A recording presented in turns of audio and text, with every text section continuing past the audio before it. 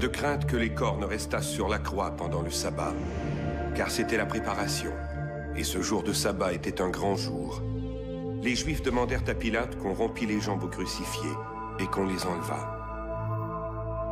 Les soldats vinrent donc, et ils rompirent les jambes au premier, puis à l'autre qui avait été crucifié avec lui. S'étant approchés de Jésus et le voyant déjà mort, ils ne lui rompirent pas les jambes, mais un des soldats lui perça le côté avec une lance. Et aussitôt, il sortit du sang et de l'eau.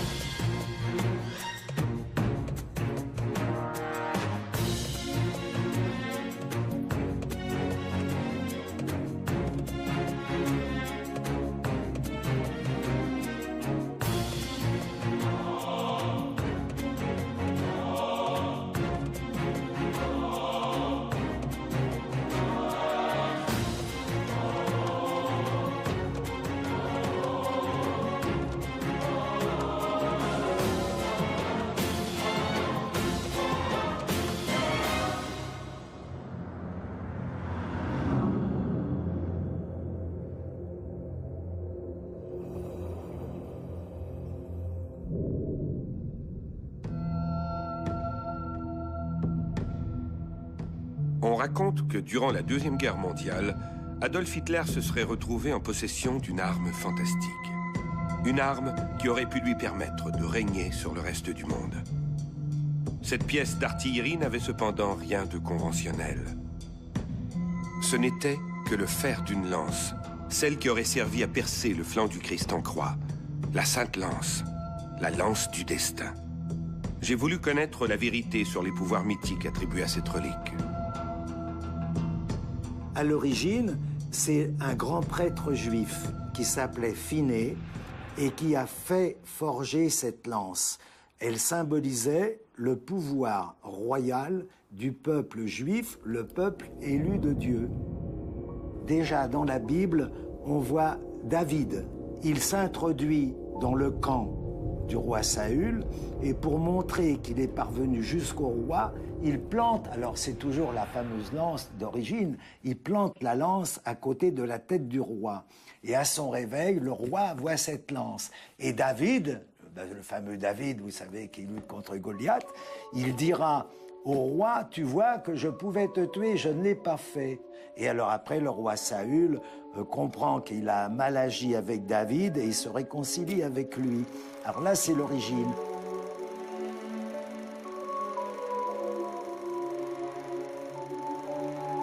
À en croire la tradition chrétienne, le lancier romain qui perça le flanc du Christ s'appelait Gaius Cassius.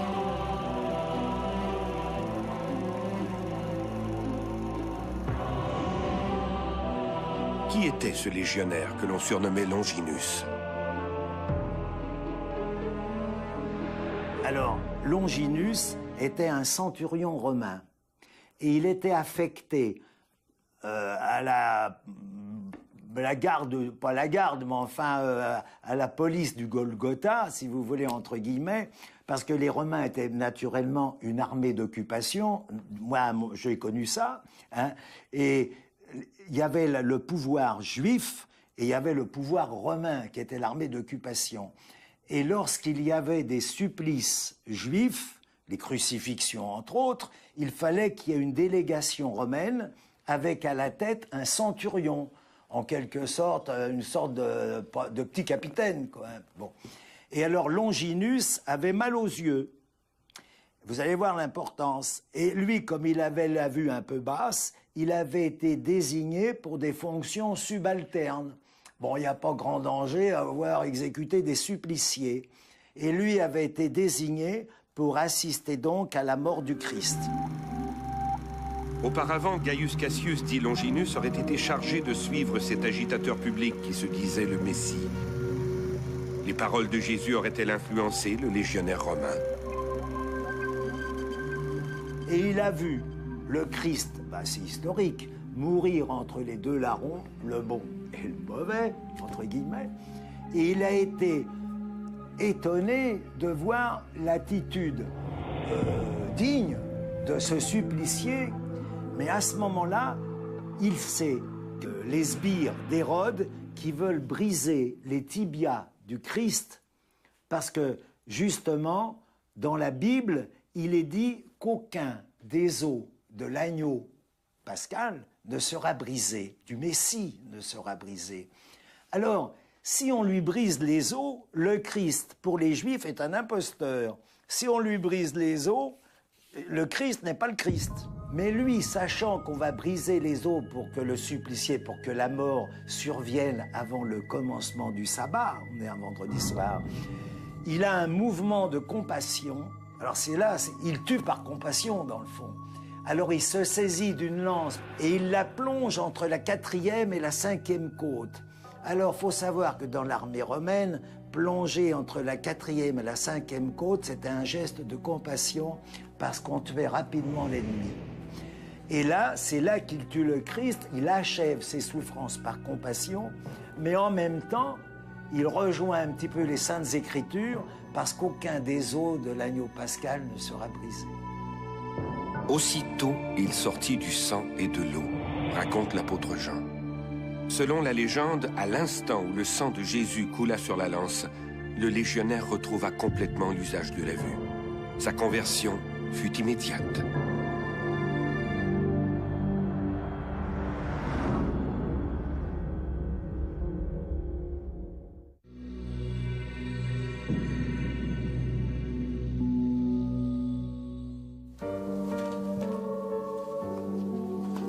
On raconte qu'après la mort de Jésus, la lance de Longinus serait devenue un véritable talisman.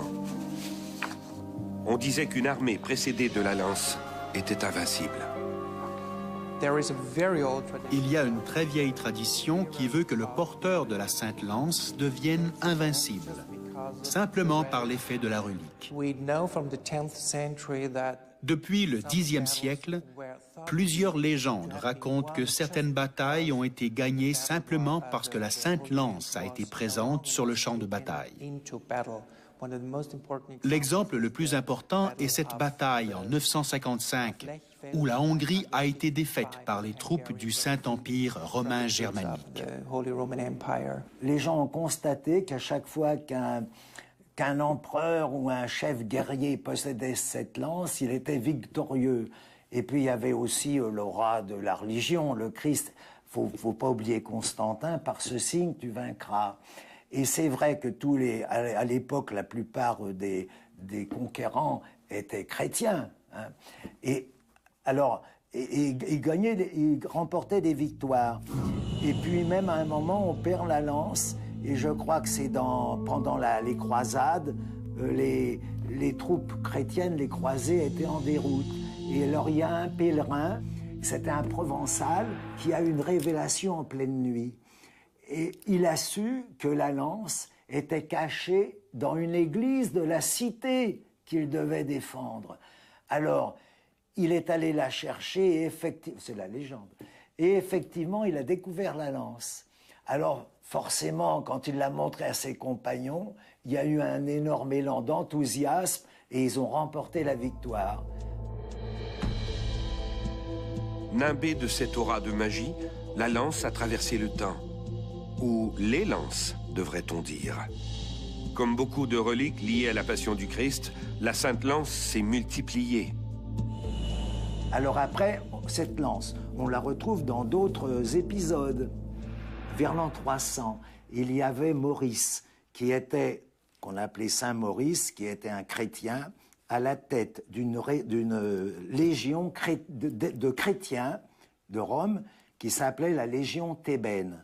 Et lui, justement, on dit qu'il a eu cette lance parce qu'il ne voulait pas renier le Christ, et à la tête de tous ses compagnons qui étaient chrétiens, il est mort en tenant la Sainte Lance. C'est de là que vient l'origine de la lance de Saint Maurice. L'empereur Maximien a fait exécuter Maurice, qui a refusé d'abjurer sa foi. 26 ans plus tard, en 312, sous les murs de Rome, l'empereur Constantin livre bataille contre Marcus Maxence, son principal rival. La légende veut que durant toutes ses conquêtes, l'empereur Constantin gardait sur lui la lance de Longinus, garante de ses victoires. C'est durant cette période que l'arme aurait été ajourée pour y placer un clou de la crucifixion, ramené de Jérusalem par nul autre que Sainte Hélène, la mère de Constantin. Près de 3 siècles après la mort de Constantin, la lance entre en possession de Charlemagne, roi des Francs. À l'origine, la Sainte Lance était un présent du pape Léon à Charlemagne, à l'occasion de son couronnement en l'an 800. Cette lance, originellement, avait été en contact avec les 5 clous de la croix, qui étaient vénérés dans un reliquaire à Rome. La Sainte Lance est donc une relique par contact.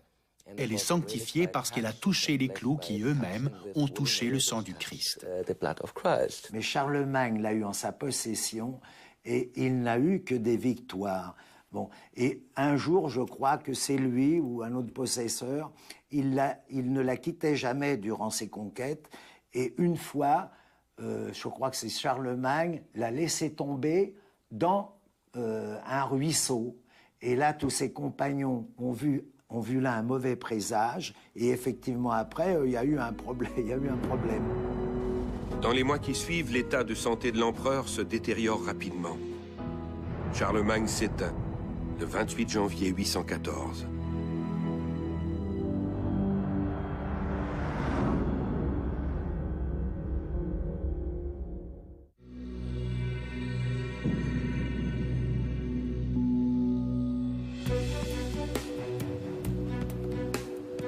Vers l'an 1000, la Sainte Lance est transférée à la cathédrale de Magdebourg en Allemagne. À partir de ce moment-là, elle n'est plus seulement une relique, mais fait désormais partie du trésor du Saint-Empire romain. Elle ne quittera plus cette précieuse collection.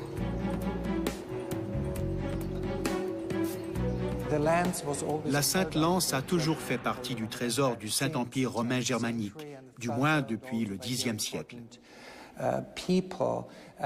Elle n'a jamais été utilisée de manière agressive ou dans un esprit de conquête. Mais à plusieurs reprises, la relique a été utilisée pour défendre un pouvoir légitimement établi.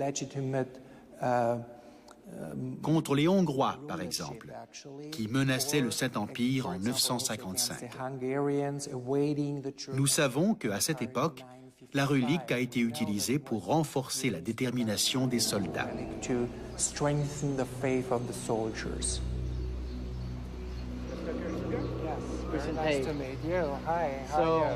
Franz Kirchweger, qui nous raconte l'histoire de la Sainte Lance, m'a permis de visiter le musée Hofburg de Vienne.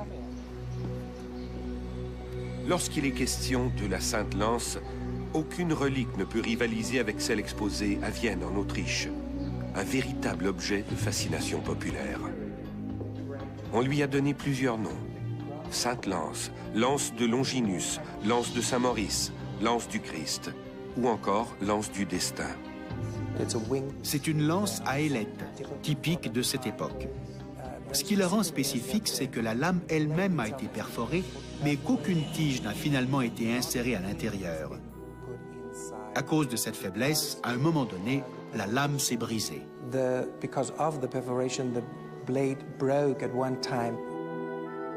La lance ayant été brisée, pour réparer la précieuse relique, l'empereur Henri IV fait envelopper la lance d'une feuille d'argent, identifiant la relique comme la lance de Saint-Maurice. 2 siècles plus tard, Charles IV fait recouvrir cette feuille d'argent par une nouvelle jaquette, celle-là en or, et portant seulement l'inscription « Lance de Longinus ». Au XIe siècle, lorsque le manchon d'argent a été fabriqué et nommé d'après Saint-Maurice, ce saint était très important dans le Saint-Empire romain. Plus tard, après le XIe siècle, il a perdu de son importance, et c'est la Passion du Christ elle-même qui a repris de l'importance sur le soldat Maurice. C'est là que le nom a été changé et qu'il est passé de lance de Saint-Maurice à lance de Longinus. Longinus étant ce soldat qui est censé avoir transpercé le flanc du Christ sur la croix. Au XIe siècle, l'empereur Conrad fait confectionner un reliquaire en or en forme de croix pour y loger la lance et un morceau de la vraie croix. La lance ainsi protégée par ce reliquaire va être fréquemment relocalisée.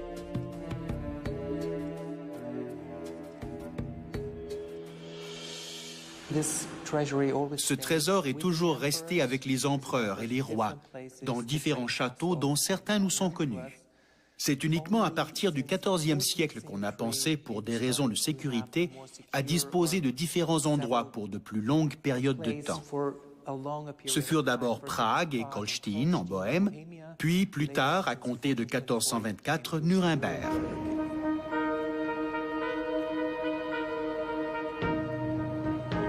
À partir de 1424, la lance, et avec elle tout le trésor du Saint-Empire romain germanique, est transféré à Nuremberg. Comme la lance, j'ai pris la route de Nuremberg, en Bavière.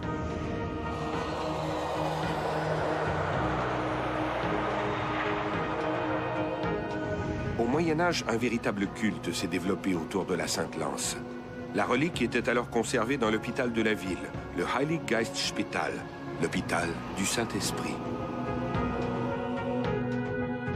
Pour rappeler aux fidèles le contenu du reliquaire qui protégeait la Sainte Lance, on avait fait peindre sous la châsse une illustration représentant deux anges tenant la Sainte Lance et la Sainte Croix.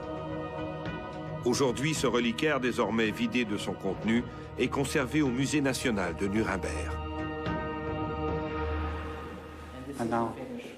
Oui, c'est le fameux reliquaire. Comme vous pouvez voir, il est fabriqué en argent et en or. Et ce miroir ici permet de voir le reliquaire par-dessous. Les touristes contemplent aujourd'hui l'intérieur du reliquaire grâce à un miroir. Au Moyen-Âge, ils devaient lever les yeux au ciel. Oui, mais c'était beaucoup plus haut et ils n'avaient pas besoin de miroir. Ils regardaient directement le dessous du reliquaire et pouvaient voir ce qu'il y avait à l'intérieur, c'est-à-dire une partie de la croix de Jésus-Christ, et la Sainte Lance. At the time where this reliquary was it in a church here in Nuremberg? Yes, it was conserved. Il était conservé à l'hôpital du Saint-Esprit. C'est une chapelle qui était indépendante, qui ne relevait pas de l'évêque, mais plutôt de la ville. La chapelle était gérée par la municipalité.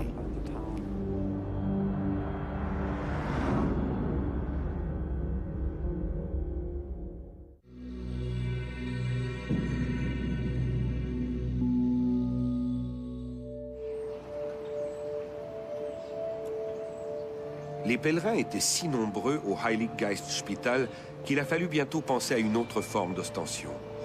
Il a donc été décidé qu'une fois l'an, les trésors du Saint-Empire, et plus spécifiquement la Sainte Lance, seraient présentés dans l'église Frauenkirche, l'église Notre-Dame, érigée face à la grande place du marché. Cette imposante construction est une illustration parfaite de l'art gothique omniprésent à Nuremberg.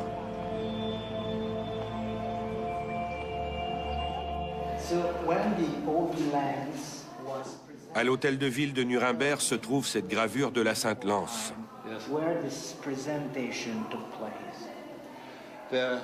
L'endroit où furent montrés les insignes impériaux et dont la Sainte Lance faisait partie était ici, à l'église Notre-Dame, située en face du marché principal.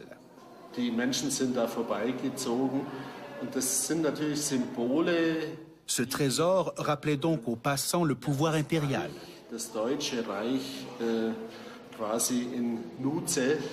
Il était l'expression même, tangible et présente, de son pouvoir. Et on lui rendait hommage autant qu'à l'empereur lui-même.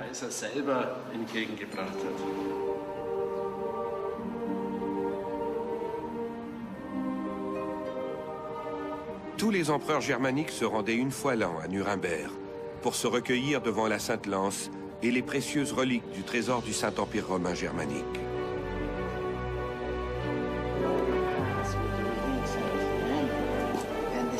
Voilà la fameuse porte. Oui, c'est par cette porte que passait le roi ou l'empereur allemand lorsqu'il venait à Nuremberg à l'occasion de la rencontre du Parlement pour une simple visite ou une célébration. Charles IV, par exemple, commençait toujours sa visite par un arrêt à la tombe du saint patron de la ville. Mais on avait construit cette porte pour qu'il ne puisse pas y entrer à cheval.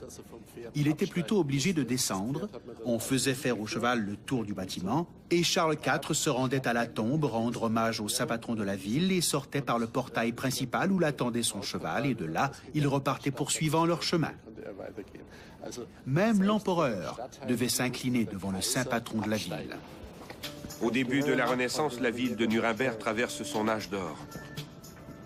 Outre les pèlerins qui viennent de partout pour contempler les reliques de l'église du Saint-Esprit, la ville devient une véritable cité des arts et des sciences. Mais cette quiétude est bientôt menacée. Au XVIIe siècle, conséquence de la réforme de Martin Luther, des conflits éclatent entre protestants et catholiques. C'est le début de la guerre de 30 ans. Nuremberg est le théâtre de nombreux combats. Craignant pour la sécurité de ses trésors, la ville fait transférer les reliques dans une salle souterraine, placée sous la chapelle du château de Nuremberg. J'ai visité la chapelle, la partie la plus ancienne de la forteresse de Nuremberg. Entre 1485 et 1495, la collection complète des joyaux de la couronne a été conservée ici, dans la chapelle, et plus précisément dans la crypte. À cet effet, on a creusé cette ouverture que l'on a emmurée et scellée. On a aussi substitué les portes en bois par une porte en fer afin de garantir une plus grande sécurité. La Sainte-Lance était alors conservée à l'abri des regards dans cette crypte scellée sous la chapelle. Parce que la forteresse était l'endroit le plus sûr où on pouvait les conserver. En 1789, la Révolution éclate en France et le conflit déborde des frontières.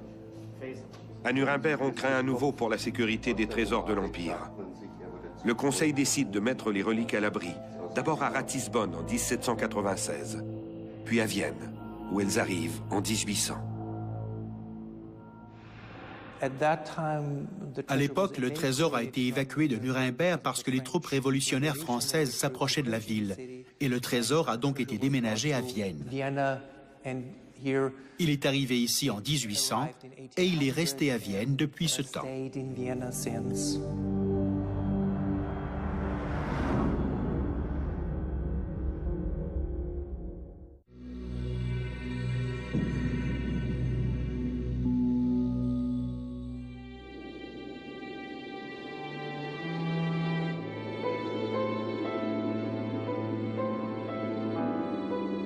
Le monde change.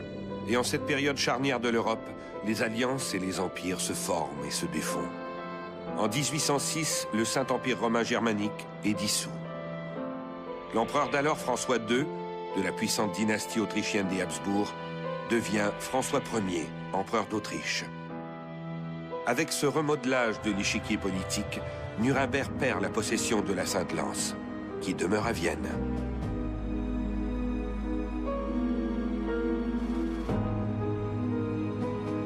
François Ier d'Autriche est loin de s'imaginer que 127 ans plus tard, un autre Autrichien va à nouveau lui aussi changer l'échiquier de l'Europe et va rapatrier la lance du destin à Nuremberg. Ce jeune Autrichien s'appelle Adolf Hitler. Hitler, lorsqu'il était jeune étudiant à Vienne, était fasciné par la Sainte-Lance et par la légende qui affirmait que celui qui la possédait pourrait dominer le monde. En 1938, lorsque les nazis occupèrent l'Autriche, ils ordonnèrent que tous les trésors impériaux, dont la Sainte-Lance, soient rapportés à Nuremberg comme un symbole de la réunification de ce qui avait été le Saint-Empire romain germanique. Adolf Hitler est un orateur exceptionnel. Il soulève l'enthousiasme et la ferveur nationale du peuple allemand.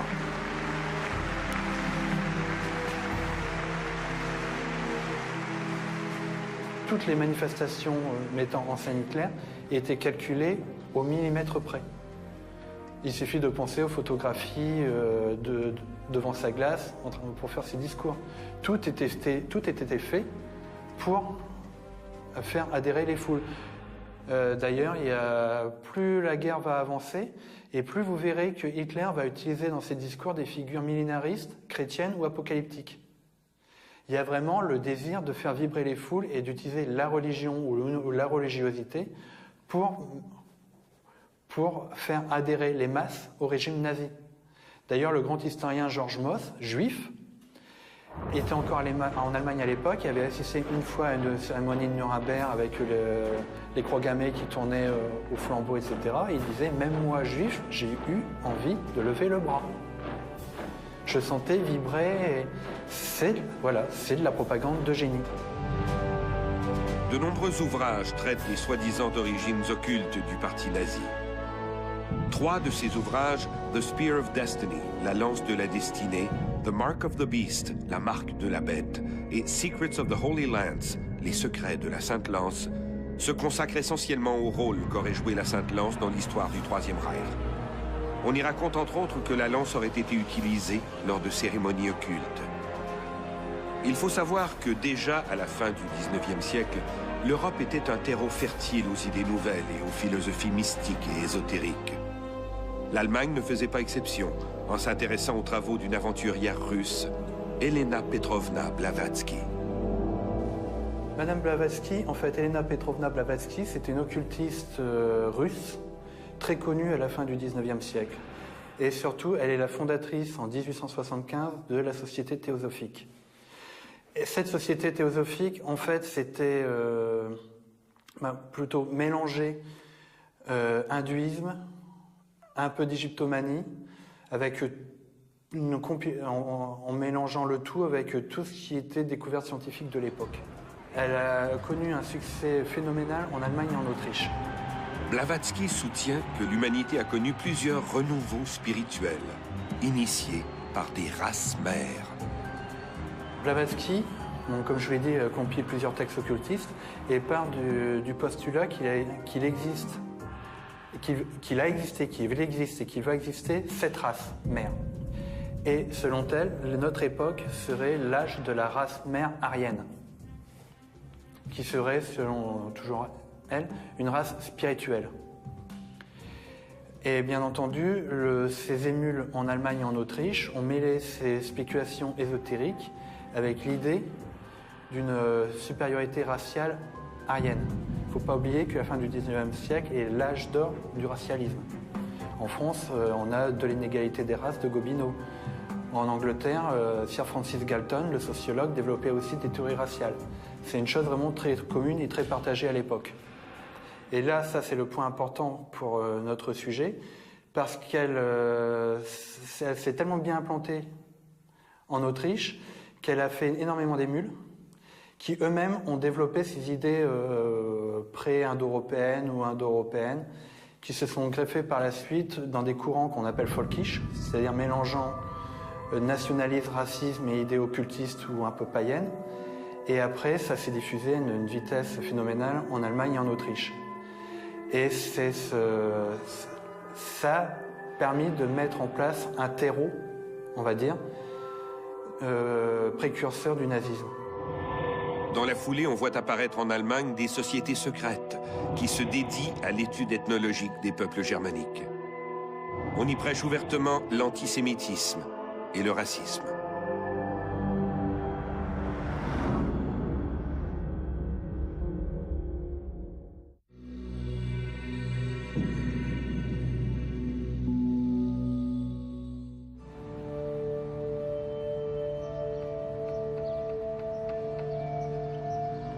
En Allemagne, ce concept de supériorité raciale est au cœur de plusieurs sociétés secrètes, dont la Société de Thulé. La Société de Thulé, contrairement à toutes les spéculations qui ont pu être dites, écrites ou affirmées, ce n'était rien d'autre qu'un groupuscule d'extrême droite, nationaliste, qui a vu le jour suite à la défaite allemande. Quelques futurs membres du parti nazi en ont fait partie, Rosenberg, Hess, Himmler et quelques autres, mais ils étaient minoritaires. Parce que l'ordre de Thulé, la société Thulé, c'était une société aristocratique qui accueillait principalement les bonnes familles d'extrême droite de la Bavière. La société de Thulé adopte comme emblème une croix gammée et une dague. Le fait qu'il y ait une dague et une croix gammée, Ça n'a rien à voir avec l'ésotérisme. Il y avait plusieurs corps francs, donc groupes paramilitaires d'extrême droite allemands, qui avaient ces symboles-là. En particulier le Baltikum qui s'est battu sur le front de l'Est contre l'avancée bolchevique.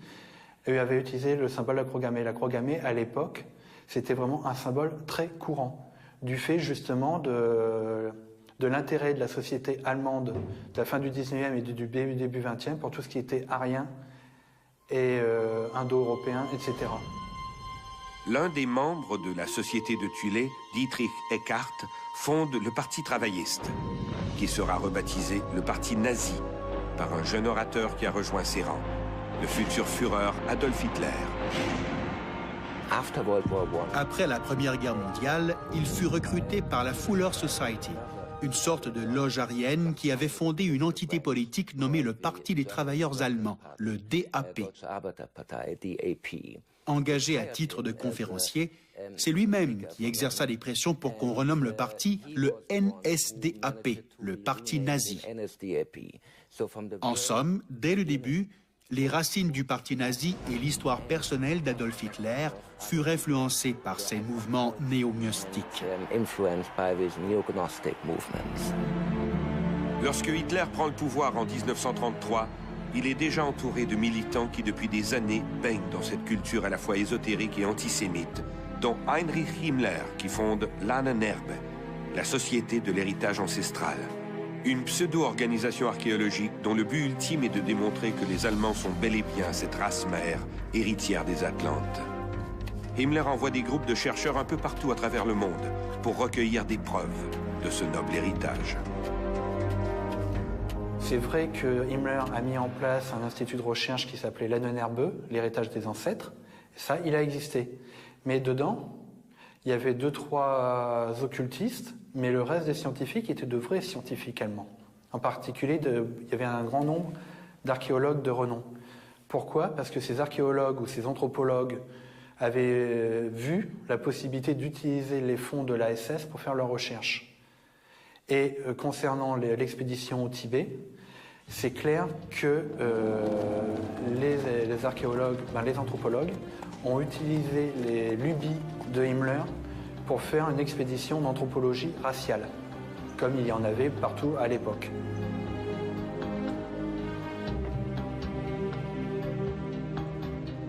Donc, le fait qu'ils ont rencontré des Tibétains qui eux-mêmes utilisaient la croix gammée, ça a plu à Himmler, mais le but du voyage, ce n'était pas ça.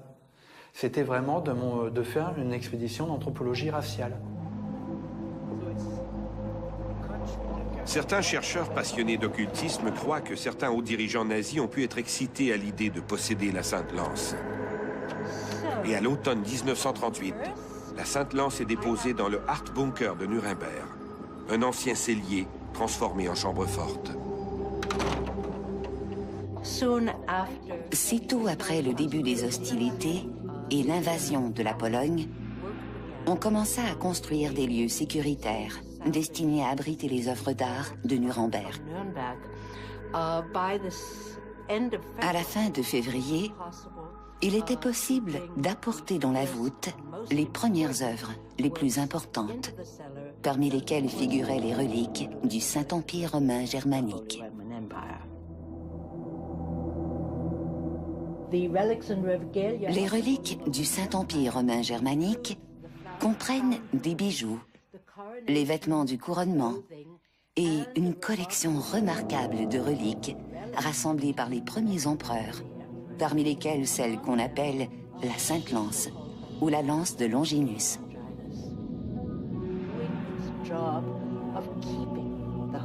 Le retour de la Sainte Lance à Nuremberg soulève la question.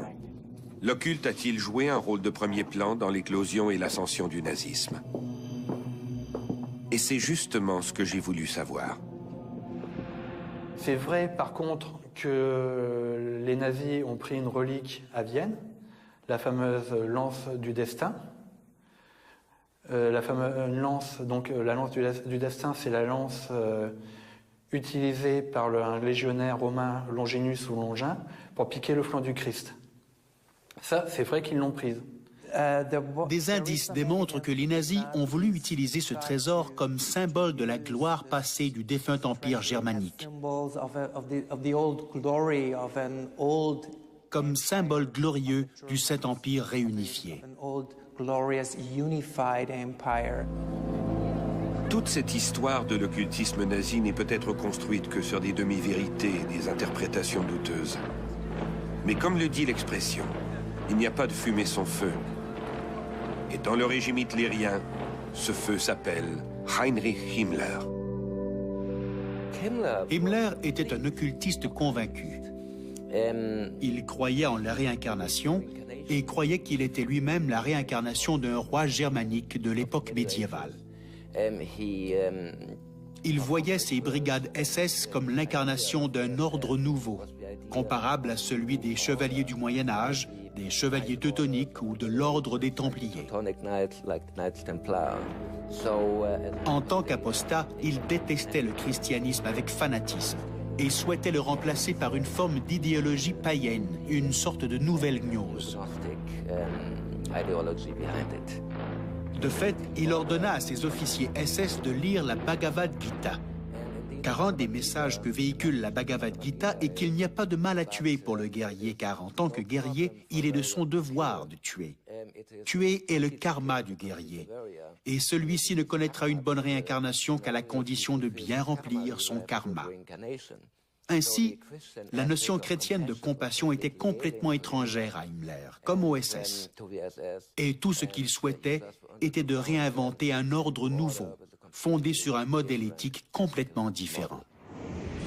De Nuremberg, j'ai gagné les collines de la Rhénanie du Nord, site du mystérieux château de Wewelsburg.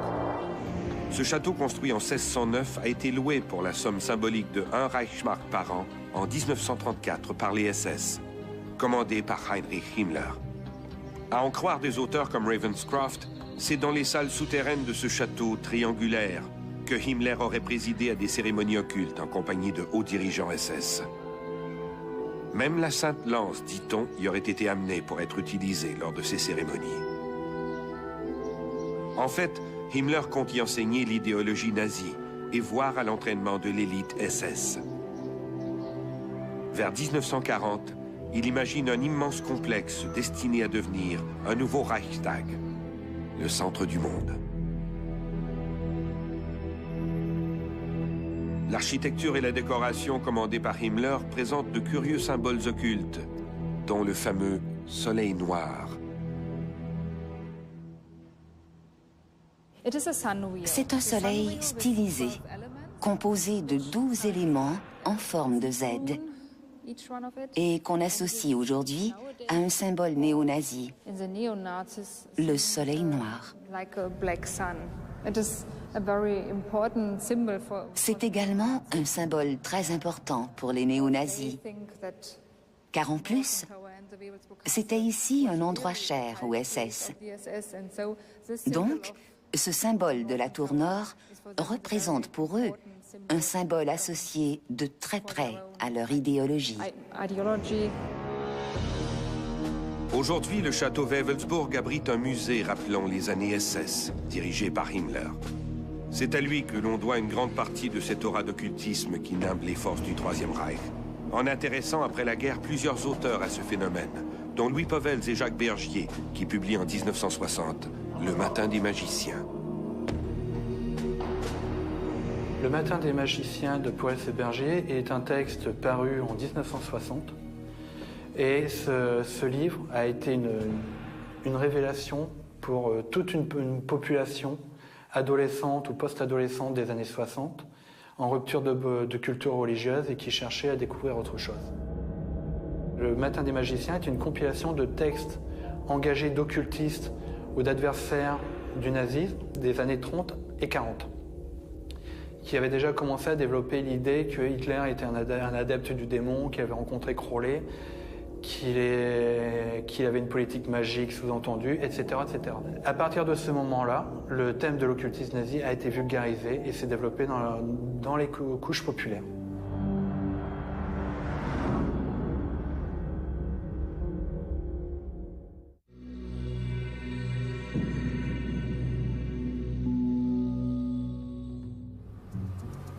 Conséquence des spéculations littéraires écrites dans la foulée du Matin des magiciens, ces nazis férus d'occultisme s'incarnaient enfin au cinéma, sous les traits d'une poignée de vilains, talonnant l'infatigable Indiana Jones à la recherche de l'Arche d'Alliance et du Saint Graal. Le mythe était consommé. Indiana Jones and the Last Crusade. Il y a les Indiana Jones qui vont le vulgariser auprès du grand public. Il y a des bandes dessinées, il y a des jeux de rôle, il y a des jeux vidéo, etc. À partir de ce moment-là, ça devient un mythe populaire. Après cette incursion dans l'univers occulte du Troisième Reich, il me restait encore à répondre à une dernière question. La Sainte Lance de Vienne est-elle, oui ou non, la lance de Longinus? A-t-elle été utilisée pour percer le flanc du Christ en croix? J'ai repris la route de Vienne. Le dernier examen scientifique de la Sainte Lance a eu lieu il y a plusieurs années, en 2003 et 2004. Et pour la première fois, nous avons fait des rayons X, des analyses aux rayons X fluorescents. Nous avons même eu un expert qui a analysé le travail du métal avec une méthodologie utilisée en archéologie, ici, à l'Université de Vienne.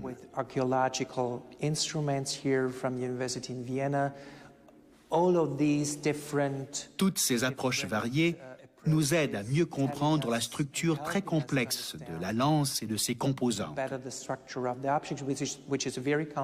C'est très compliqué de comprendre la vraie structure chronologique, l'ordre chronologique réel des différents changements et additions qui ont eu lieu.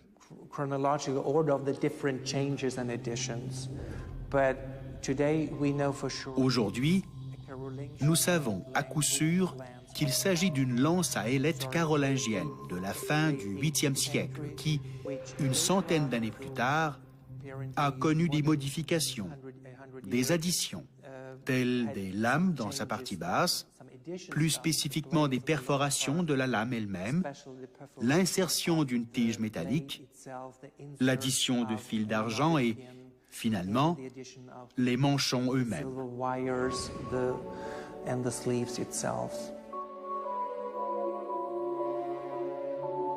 Curieusement, cette lance légendaire par sa forme générale est finalement beaucoup plus proche des lances utilisées dans le Haut Moyen-Âge, soit celles forgées entre l'an 500 et 800, à l'époque carolingienne.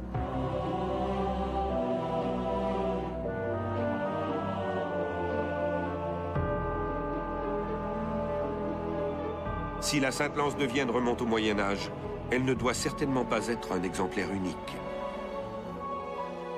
À l'époque carolingienne, on a des lances très massives avec des ailerons. Ce sont des armes carolingiennes, 8e, 10e siècle environ. C'est plus difficile de dater les armes carolingiennes que les armes mérovingiennes parce qu'elles ne proviennent pas des tombes.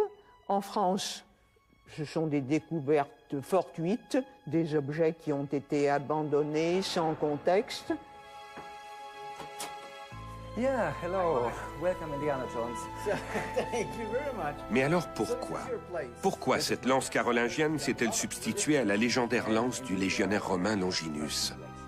De passage à Düsseldorf en Allemagne, l'historien Michael Hesemann m'a fait voir une authentique lance romaine du 1er siècle, similaire à celle utilisée par Longinus pour percer le flanc du Christ. Il s'agit d'un tout petit artefact d'à peine 10 cm de long. Aurait-on vraiment voulu d'une relique aussi insignifiante pour se remémorer la mort du Christ? La Sainte Lance ne devait-elle pas être au contraire un objet fantastique qui en mettrait plein la vue? Choisir la Sainte Lance, une relique destinée à devenir l'un des plus puissants symboles du christianisme, l'emblème du Saint-Empire romain d'Occident. Mais laquelle choisir? Ce petit bout de métal triangulaire et insignifiant, ou cette magnifique pièce d'orfèvrerie aujourd'hui exposée à Vienne? Et vous, laquelle auriez-vous choisi?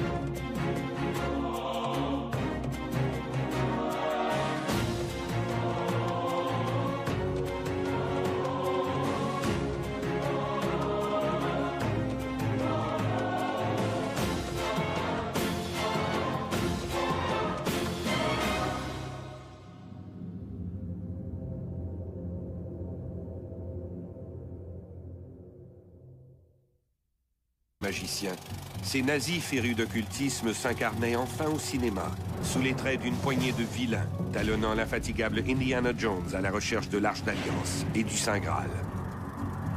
Le mythe était consommé. Indiana Jones and the Last Crusade. Il y a les Indiana Jones qui vont le vulgariser auprès du grand public. Il y a des bandes dessinées, il y a des jeux de rôle, il y a des jeux vidéo, etc. À partir de ce moment-là, ça devient un mythe populaire. Après cette incursion dans l'univers occulte du Troisième Reich, il me restait encore à répondre à une dernière question. La Sainte Lance de Vienne est-elle, oui ou non, la lance de Longinus?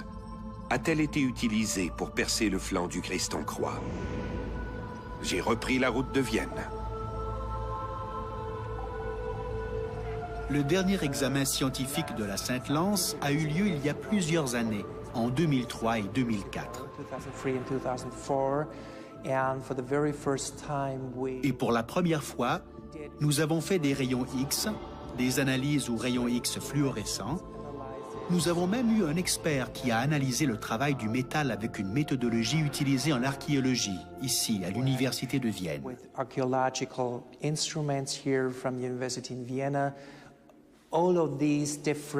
Toutes ces approches variées nous aident à mieux comprendre la structure très complexe de la lance et de ses composants. C'est très compliqué de comprendre la vraie structure chronologique, l'ordre chronologique réel des différents changements et additions qui ont eu lieu.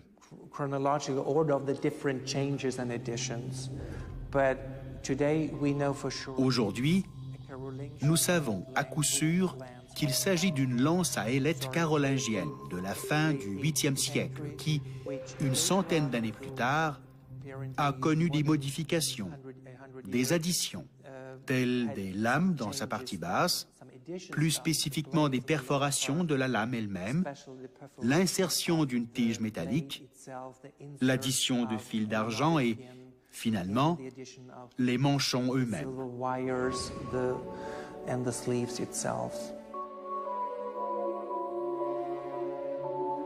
Curieusement, cette lance légendaire par sa forme générale est finalement beaucoup plus proche des lances utilisées dans le Haut Moyen-Âge, soit celles forgées entre l'an 500 et 800, à l'époque carolingienne.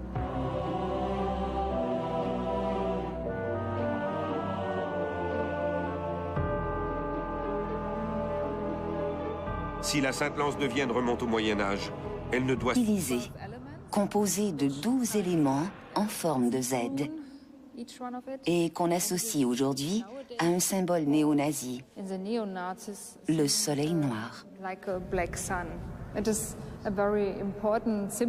C'est également un symbole très important pour les néo-nazis, car en plus, c'était ici un endroit cher aux SS. Donc, ce symbole de la tour nord représente pour eux un symbole associé de très près à leur idéologie. Aujourd'hui, le château Wewelsburg abrite un musée rappelant les années SS, dirigé par Himmler. C'est à lui que l'on doit une grande partie de cette aura d'occultisme qui nimbe les forces du Troisième Reich, en intéressant après la guerre plusieurs auteurs à ce phénomène, dont Louis Pauwels et Jacques Bergier, qui publient en 1960 « Le Matin des magiciens ». Le Matin des magiciens de Pauwels et Bergier est un texte paru en 1960. Et ce livre a été une révélation pour toute une population adolescente ou post-adolescente des années 60, en rupture de culture religieuse et qui cherchait à découvrir autre chose. Le Matin des magiciens est une compilation de textes engagés d'occultistes ou d'adversaires du nazisme des années 30 et 40, qui avaient déjà commencé à développer l'idée que Hitler était un adepte du démon, qu'il avait rencontré Crowley, qu'il avait une politique magique sous-entendue, etc., etc. À partir de ce moment-là, le thème de l'occultisme nazi a été vulgarisé et s'est développé dans les couches populaires.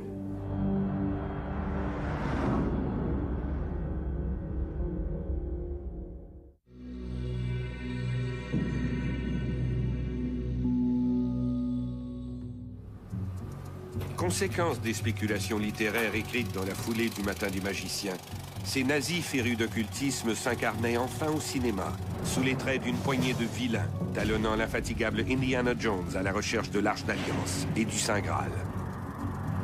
Le mythe était consommé. Indiana Jones and the Last Crusade. Il y a les Indiana Jones qui vont le vulgariser auprès du grand public. Il y a des bandes dessinées, il y a des jeux de rôle, il y a des jeux vidéo, etc. À partir de ce moment-là, ça devient un mythe populaire. Après cette incursion dans l'univers occulte du Troisième Reich, il me restait encore à répondre à une dernière question. La Sainte Lance de Vienne est-elle, oui ou non, la lance de Longinus? A-t-elle été utilisée pour percer le flanc du Christ en croix? Les nazis occupèrent l'Autriche. Ils ordonnèrent que tous les trésors impériaux, dont la Sainte Lance, soient rapportés à Nuremberg comme un symbole de la réunification de ce qui avait été le Saint-Empire romain germanique. Adolf Hitler est un orateur exceptionnel. Il soulève l'enthousiasme et la ferveur nationale du peuple allemand.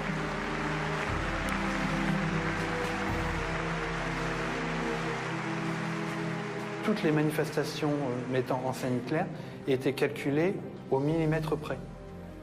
Il suffit de penser aux photographies devant sa glace pour faire ses discours.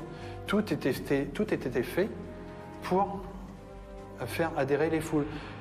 D'ailleurs, plus la guerre va avancer, et plus vous verrez que Hitler va utiliser dans ses discours des figures millénaristes, chrétiennes ou apocalyptiques. Il y a vraiment le désir de faire vibrer les foules et d'utiliser la religion ou la religiosité pour faire adhérer les masses au régime nazi. D'ailleurs, le grand historien George Moss, juif, était encore en Allemagne à l'époque. Il avait assisté une fois à une cérémonie de Nuremberg avec les croix gammées qui tournaient au flambeau, etc. Et il disait, même moi, juif, j'ai eu envie de lever le bras. Je sentais vibrer, c'est de la propagande de génie.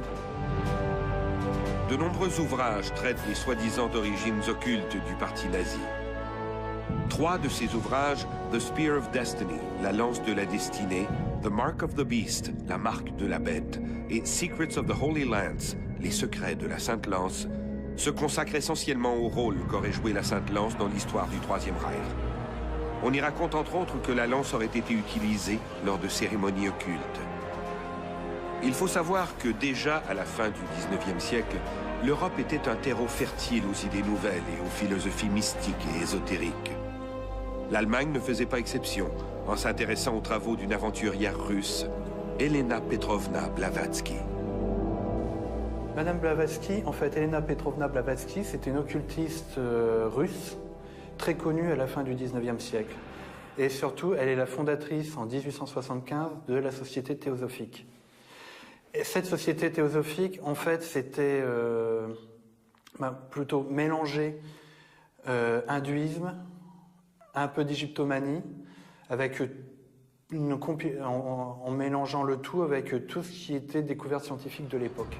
Elle a connu un succès phénoménal en Allemagne et en Autriche. Blavatsky soutient que l'humanité a connu plusieurs renouveaux spirituels, initiés par des races mères. Blavatsky, donc, comme je l'ai dit, compile plusieurs textes occultistes. Et Vienne est-elle, oui ou non, la lance de Longinus? A-t-elle été utilisée pour percer le flanc du Christ en croix? J'ai repris la route de Vienne. Le dernier examen scientifique de la Sainte Lance a eu lieu il y a plusieurs années, en 2003 et 2004. Et pour la première fois, nous avons fait des rayons X, des analyses aux rayons X fluorescents. Nous avons même eu un expert qui a analysé le travail du métal avec une méthodologie utilisée en archéologie, ici, à l'Université de Vienne.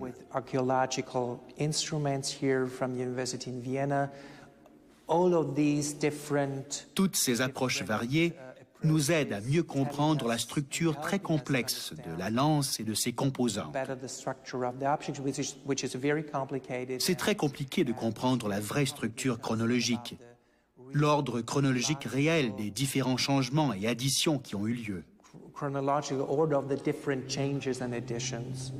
But today we know for sure. Aujourd'hui, nous savons à coup sûr qu'il s'agit d'une lance à ailettes carolingienne de la fin du 8e siècle qui, une centaine d'années plus tard, a connu des modifications, des additions, telles des lames dans sa partie basse, plus spécifiquement des perforations de la lame elle-même, l'insertion d'une tige métallique, l'addition de fils d'argent et, finalement, les manchons eux-mêmes.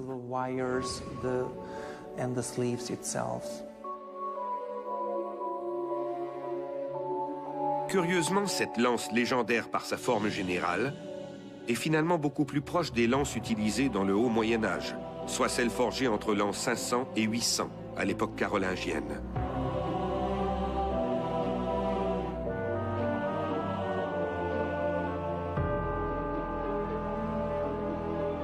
Si la Sainte Lance de Vienne remonte au Moyen-Âge, elle ne doit certainement pas être un exemplaire unique.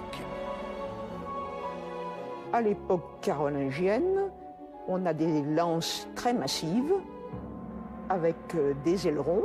Ce sont des armes carolingiennes, 8e, 10e siècle environ. C'est plus difficile de dater les armes carolingiennes que les armes mérovingiennes parce qu'elles ne proviennent pas des tombes. En France, ce sont des découvertes fortuites, des objets qui ont été abandonnés sans contexte. Yeah, hello. Welcome Indiana Jones. Thank you very much. Mais alors pourquoi? Pourquoi cette lance carolingienne s'est-elle substituée à la légendaire lance du légionnaire romain Longinus? Romain. Et il a vu le Christ, c'est historique, mourir entre les deux larrons, le bon et le mauvais, entre guillemets, et il a été étonné de voir l'attitude digne de ce supplicié, mais à ce moment-là, il sait que les sbires d'Hérode qui veulent briser les tibias du Christ, parce que justement, dans la Bible, il est dit qu'aucun des os de l'agneau pascal ne sera brisé, du Messie ne sera brisé. Alors, si on lui brise les os, le Christ, pour les Juifs, est un imposteur. Si on lui brise les os, le Christ n'est pas le Christ. Mais lui, sachant qu'on va briser les os pour que le supplicié, pour que la mort survienne avant le commencement du sabbat, on est un vendredi soir, il a un mouvement de compassion. Alors c'est là, il tue par compassion dans le fond. Alors il se saisit d'une lance et il la plonge entre la 4e et la 5e côte. Alors il faut savoir que dans l'armée romaine, plonger entre la 4e et la 5e côte, c'était un geste de compassion parce qu'on tuait rapidement l'ennemi. Et là, c'est là qu'il tue le Christ, il achève ses souffrances par compassion, mais en même temps, il rejoint un petit peu les Saintes Écritures parce qu'aucun des os de l'agneau pascal ne sera brisé. Aussitôt, il sortit du sang et de l'eau, raconte l'apôtre Jean. Selon la légende, à l'instant où le sang de Jésus coula sur la lance, le légionnaire retrouva complètement l'usage de la vue. Sa conversion fut immédiate.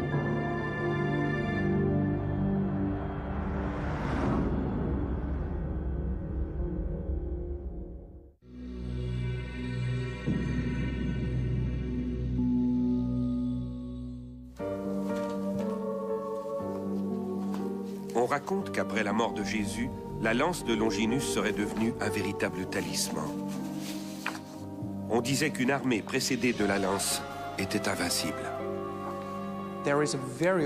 Il y a une très vieille tradition qui veut que le porteur de la Sainte Lance devienne invincible, simplement par l'effet de la relique. Depuis le Xe siècle, plusieurs légendes racontent que certaines batailles ont été gagnées simplement parce que la Sainte Lance a été présente sur le champ de bataille. L'exemple le plus important est cette bataille en 955, où la Hongrie a été défaite par les troupes du Saint-Empire romain germanique. Les gens ont constaté qu'à chaque fois qu'un qu'un empereur ou un chef guerrier possédait cette lance, il était victorieux. Plusieurs noms. Sainte-Lance, lance de Longinus, lance de Saint-Maurice, lance du Christ, ou encore lance du destin. C'est une lance à ailettes, typique de cette époque. Ce qui la rend spécifique, c'est que la lame elle-même a été perforée, mais qu'aucune tige n'a finalement été insérée à l'intérieur. À cause de cette faiblesse, à un moment donné, la lame s'est brisée. Because of the perforation, the blade broke at one time. La lance ayant été brisée, pour réparer la précieuse relique, l'empereur Henri IV fait envelopper la lance d'une feuille d'argent, identifiant la relique comme la lance de Saint-Maurice.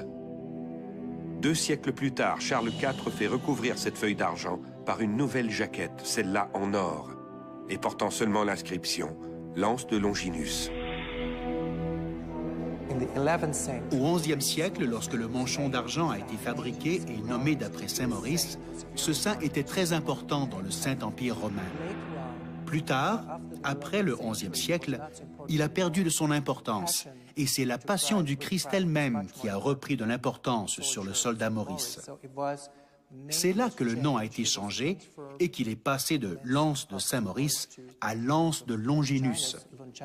Longinus étant ce soldat qui est censé avoir transpercé le flanc du Christ sur la croix. Au XIe siècle, l'empereur Conrad fait confectionner un reliquaire en or en forme de croix pour y loger la lance et un morceau de la vraie croix. La lance ainsi protégée par ce reliquaire va être fréquemment relocalisée.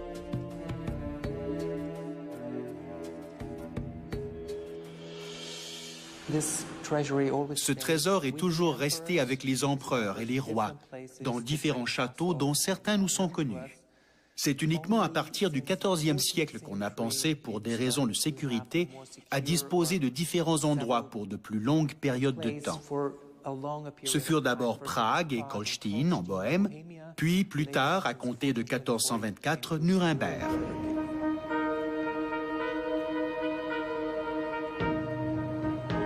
À partir de 1424, la lance, et avec elle tout le trésor du Saint-Empire romain germanique, est transféré à Nuremberg. Comme la lance, j'ai pris la route de Nuremberg, en Bavière.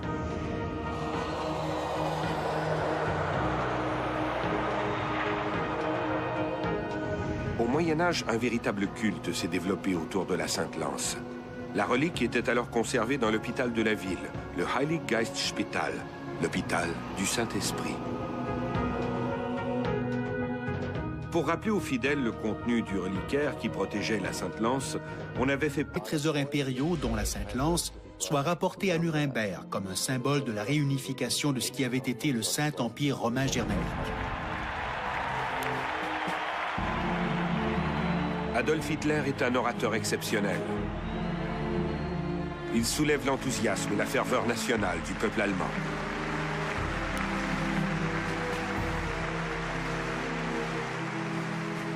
Toutes les manifestations mettant en scène Hitler étaient calculées au millimètre près. Il suffit de penser aux photographies devant sa glace pour faire ses discours. Tout était fait pour faire adhérer les foules. D'ailleurs, plus la guerre va avancer, et plus vous verrez que Hitler va utiliser dans ses discours des figures millénaristes, chrétiennes ou apocalyptiques. Il y a vraiment le désir de faire vibrer les foules et d'utiliser la religion ou la religiosité pour faire adhérer les masses au régime nazi. D'ailleurs, le grand historien George Moth, juif, était encore en Allemagne à l'époque. Il avait assisté une fois à une cérémonie de Nuremberg avec les croix gammées qui tournaient au flambeau, etc. Et il disait, même moi, juif, j'ai eu envie de lever le bras. Je sentais vibrer, c'est de la propagande de génie. De nombreux ouvrages traitent des soi-disant origines occultes du parti nazi. 3 de ces ouvrages, The Spear of Destiny, la lance de la destinée, The Mark of the Beast, la marque de la bête, et Secrets of the Holy Lance, les secrets de la Sainte Lance, se consacrent essentiellement au rôle qu'aurait joué la Sainte Lance dans l'histoire du Troisième Reich. On y raconte entre autres que la lance aurait été utilisée lors de cérémonies occultes. Il faut savoir que déjà à la fin du XIXe siècle, l'Europe était un terreau fertile aux idées nouvelles et aux philosophies mystiques et ésotériques. L'Allemagne ne faisait pas exception en s'intéressant aux travaux d'une aventurière russe, Elena Petrovna Blavatsky. Madame Blavatsky, en fait, Elena Petrovna Blavatsky, c'était une occultiste russe, très connue à la fin du XIXe siècle. Et surtout, elle est la fondatrice en 1875 de la Société théosophique. Et cette Société théosophique, en fait, c'était plutôt mélangé hindouisme, un peu d'égyptomanie, avec en mélangeant le tout avec tout ce qui était découverte scientifique de l'époque. Elle a connu un succès phénoménal en Allemagne et en Autriche. Blavatsky soutient que l'humanité a connu plusieurs renouveaux spirituels, initiés par des races mères. Blavatsky, donc, comme je l'ai dit, compile plusieurs textes occultistes et part du postulat qu'il existe. En 1789, la Révolution éclate en France et le conflit déborde des frontières. À Nuremberg, on craint à nouveau pour la sécurité des trésors de l'Empire. Le Conseil décide de mettre les reliques à l'abri, d'abord à Ratisbonne en 1796, puis à Vienne, où elles arrivent en 1800. À l'époque, le trésor a été évacué de Nuremberg parce que les troupes révolutionnaires françaises s'approchaient de la ville. Et le trésor a donc été déménagé à Vienne. Il est arrivé ici en 1800 et il est resté à Vienne depuis ce temps.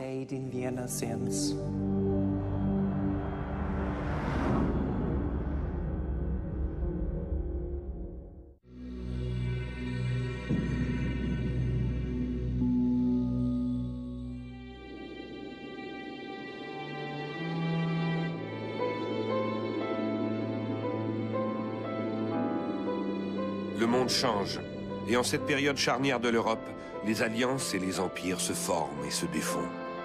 En 1806, le Saint-Empire romain germanique est dissous. L'empereur d'alors, François II, de la puissante dynastie autrichienne des Habsbourg, devient François Ier, empereur d'Autriche.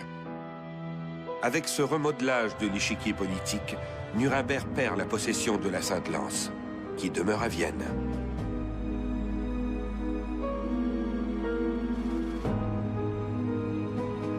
François Ier d'Autriche est loin de s'imaginer que 127 ans plus tard, un autre Autrichien va à nouveau lui aussi changer l'échiquier de l'Europe et va rapatrier la lance du destin à Nuremberg.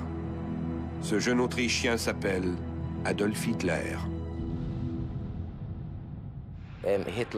Hitler, lorsqu'il était jeune étudiant à Vienne, était fasciné par la Sainte Lance et par la légende qui affirmait que celui qui la possédait pourrait dominer le monde. En 1938, lorsque les nazis occupèrent l'Autriche, ils ordonnèrent que tous les trésors impériaux, dont la Sainte Lance, soient rapportés à Nuremberg comme un symbole de la réunification de ce qui avait été le Saint-Empire romain germanique. Adolf Hitler est un orateur exceptionnel. Il soulève l'enthousiasme et la ferveur nationale du peuple allemand.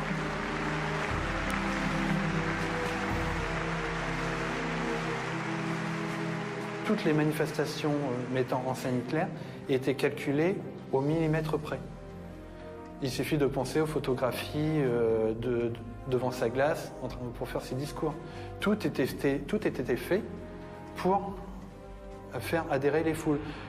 D'ailleurs, plus la guerre va avancer, et plus vous verrez que Hitler va utiliser dans ses discours The Spear of Destiny, la lance de la destinée, The Mark of the Beast, la marque de la bête, et Secrets of the Holy Lance, les secrets de la Sainte Lance, se consacrent essentiellement au rôle qu'aurait joué la Sainte Lance dans l'histoire du Troisième Reich. On y raconte entre autres que la lance aurait été utilisée lors de cérémonies occultes. Il faut savoir que déjà à la fin du XIXe siècle, l'Europe était un terreau fertile aux idées nouvelles et aux philosophies mystiques et ésotériques. L'Allemagne ne faisait pas exception en s'intéressant aux travaux d'une aventurière russe, Elena Petrovna Blavatsky. Madame Blavatsky, en fait, Elena Petrovna Blavatsky, c'était une occultiste russe, très connue à la fin du XIXe siècle. Et surtout, elle est la fondatrice en 1875 de la Société théosophique. Et cette société théosophique, en fait, c'était plutôt mélangé hindouisme, un peu d'égyptomanie, avec en mélangeant le tout avec tout ce qui était découverte scientifique de l'époque. Elle a connu un succès phénoménal en Allemagne et en Autriche. Blavatsky soutient que l'humanité a connu plusieurs renouveaux spirituels, initiés par des races mères. Blavatsky, donc, comme je l'ai dit, compile plusieurs textes occultistes et part du postulat qu'il a existé, qu'il va exister 7 races mères. Et selon elle, notre époque serait l'âge de la race mère aryenne, qui serait, selon toujours elle, une race spirituelle. Et bien entendu, ces émules en Allemagne et en Autriche ont mêlé ces spéculations ésotériques avec l'idée d'une supériorité raciale aryenne. Il ne faut pas oublier que la fin du XIXe siècle est l'âge d'or du racialisme. En France, on a de l'inégalité des races de Gobineau. En Angleterre, Sir Francis Galton, le sociologue, développait aussi des théories raciales. C'est une chose vraiment très commune et très partagée à l'époque. Et là, ça c'est le point important pour notre sujet, parce qu'elle s'est tellement bien implantée en Autriche qu'elle a fait énormément d'émules qui eux-mêmes ont développé ces idées pré-indo-européennes ou indo-européennes qui se sont greffées par la suite dans des courants qu'on appelle folkish, c'est-à-dire mélangeant nationalisme, racisme et idées occultistes ou un peu païennes. Et après, ça s'est diffusé à une vitesse phénoménale en Allemagne et en Autriche. Et ça a permis de mettre en place un terreau, on va dire, précurseur du nazisme. Dans la foulée, on voit apparaître en Allemagne des sociétés secrètes qui se dédient à l'étude ethnologique des peuples germaniques. On y prête. À l'hôtel de ville de Nuremberg se trouve cette gravure de la Sainte Lance.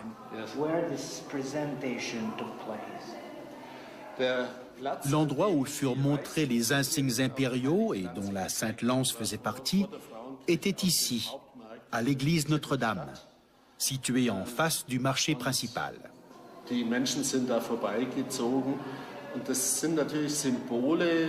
Ce trésor rappelait donc aux passants le pouvoir impérial.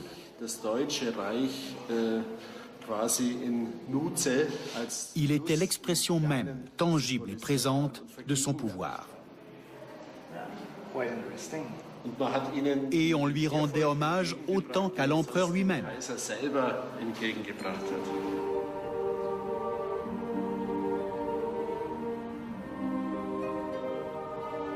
Tous les empereurs germaniques se rendaient une fois l'an à Nuremberg pour se recueillir devant la Sainte Lance et les précieuses reliques du trésor du Saint-Empire romain germanique.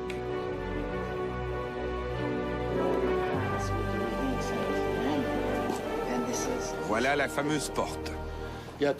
Oui, c'est par cette porte que passait le roi ou l'empereur allemand lorsqu'il venait à Nuremberg à l'occasion de la rencontre du Parlement pour une simple visite ou une célébration. Charles IV, par exemple, commençait toujours sa visite par un arrêt à la tombe du saint patron de la ville. Mais on avait construit cette porte pour qu'il ne puisse pas y entrer à cheval. Il était plutôt obligé de descendre, on faisait faire au cheval le tour du bâtiment, et Charles IV se rendait à la tombe rendre hommage au saint patron de la ville et sortait par le portail principal où l'attendait son cheval, et de là, ils repartaient poursuivant leur chemin. Même l'empereur devait s'incliner devant le saint patron de la ville. Au début de la Renaissance, la ville de Nuremberg traverse son âge d'or. Outre les pèlerins qui viennent de partout pour contempler les reliques de l'église du Saint-Esprit, la ville devient une véritable cité des arts et des sciences. Mais cette quiétude est bientôt menacée. Au XVIIe siècle, conséquence de la réforme de Martin Luther, des conflits éclatent entre protestants et catholiques. C'est le début de la guerre de 30 ans. Nuremberg est le théâtre de nombreux combats. Craignant pour la sécurité de ses trésors, la ville fait transférer les reliques dans une salle souterraine, placée sous la chapelle du château de Nuremberg. J'ai visité la chapelle, la partie la plus ancienne de la forteresse de Nuremberg. Entre 1485 et 1495, la collection complète des joyaux de la couronne a été conservée ici, dans la chapelle, et plus précisément dans la crypte. À cet effet, on a creusé cette ouverture que l'on a